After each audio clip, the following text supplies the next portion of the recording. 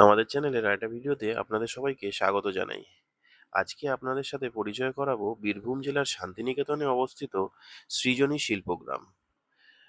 সৃজনী শিল্পগ্রাম হলো একটি উন্মুক্ত লোকশিল্পগ্রাম।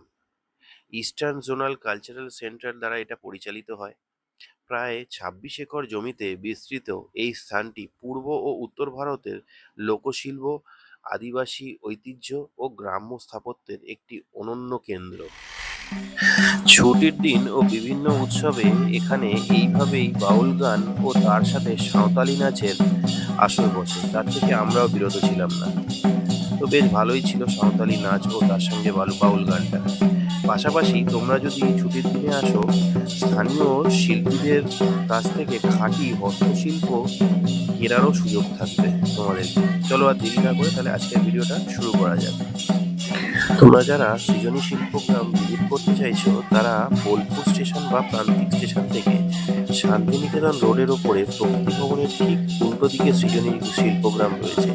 তো সেটা তোমরা বোলপুর স্টেশন থেকে বা প্রান্তিক স্টেশন থেকে টোটো বা অটো করে আসতে পারো। এমন ম্যান্ডেটারি নয় যে তোমাদের টোটো বা অটো রিজার্ভ করে আসতে হবে। তোমরা চাইলে নর্মাল প্যাসেঞ্জার অটোতেও এটা ভিজিট করতে পারো। তবে হাতে সময় নিয়ে অবশ্যই এসো, কারণ এটা কমপ্লিট করতে তোমাদের মোটামুটি 2 থেকে 2.5 ঘন্টা সময় লাগবে। আর যদি তোমাদের হাতে সময় থাকে তাহলে প্রকৃতি ভবনটাও অবশ্যই ভিজিট করো। ঠিক সৃজনী শিল্পগ্রামের উল্টো দিকে রয়েছে প্রকৃতি ভবন। সৃজনী শিল্পগ্রাম প্রতিদিন সকাল 7টা থেকে বিকেল 5টা পর্যন্ত খোলা থাকে। টিকিট কাউন্টার 4:30-র সময় বন্ধ হয়ে যায়। 4:30-র পরে ওরা কোনো টিকিট ইস্যু করে না। আর দুপুরবেলায় 2টো থেকে 2:15 পর্যন্ত ওরা লাঞ্চে যায়, যার জন্য এই সময়টায় 15 মিনিটের জন্য বন্ধ থাকে। প্রবেশ মূল্য প্রাপ্তবয়স্কদের জন্য 30 টাকা, আর শিশুদের 5 থেকে 12 বছর পর্যন্ত প্রবেশ মূল্য 30 টাকাই থাকবে। আর স্টুডেন্টরা যারা আইডি কার্ড নিয়ে আসে তাদের জন্য প্রবেশ মূল্য 10 টাকা।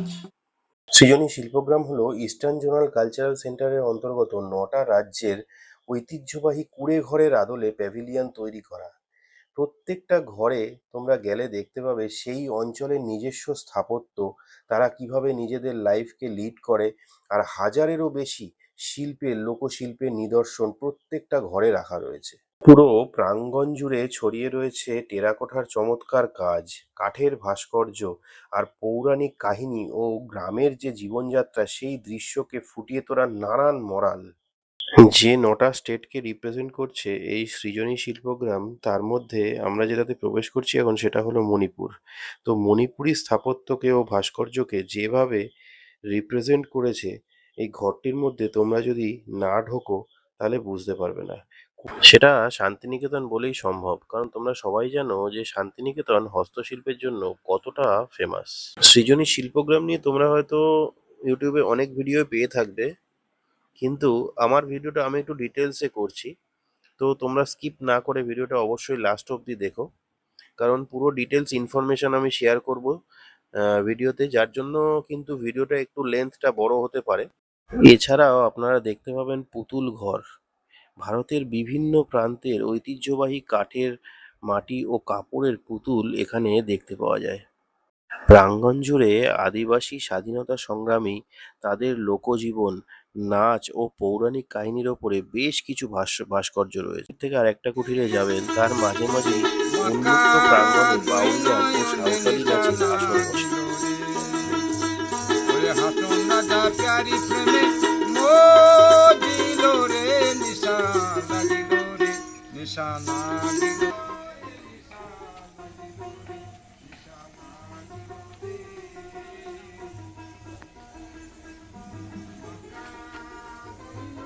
সৃজনী শিল্পগ্রামের প্রধান আকর্ষণ হলো 9টা রাজ্যের যে ঐতিহ্যবাহী কুঠির, সেটাকেই বোঝায়। প্রত্যেক রাজ্যের গ্রামের পরিবেশকে বোঝাতে মাটির দেয়াল কোথাও বা বাঁশের, চাল যেটা দেয়া হয়েছে সেই চালটা কোথাও বা টেরাকোটার রয়েছে, কোথাও বা টিনের দেয়া রয়েছে, কোথাও বা টালি দিয়ে।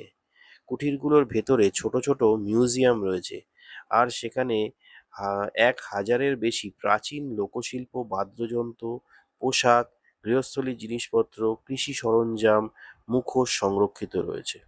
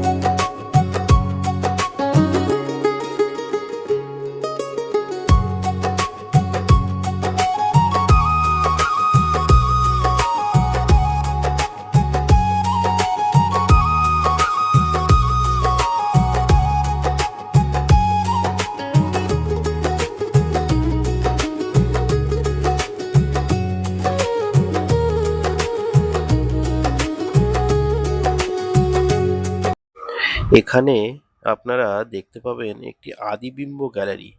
এটি একটি বিশেষ আর্ট গ্যালারি, যেখানে পট্টচিত্র, সোহরাই, মধুবনী ও ওয়ার্লির মতো বিভিন্ন লোকচিত্র প্রদর্শিত হয়।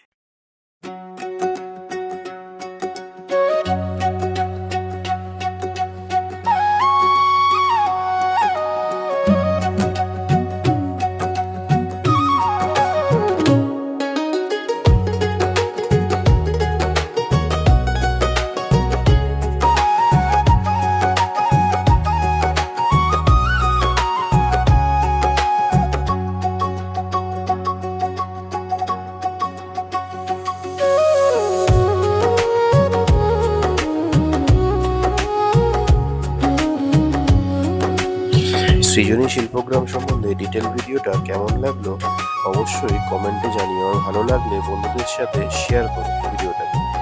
আর ভালো লাগলে চ্যানেলটাকে সাবস্ক্রাইব করো, সাবস্ক্রাইব করলে আর কিছুই নয়, নতুন করে ভিডিও দেওয়ার মোটিভেশন পাবে। তো থ্যাংক ইউ সো মাচ, ভালো থেকো সবাই, দেখা হচ্ছে পরের ভিডিও।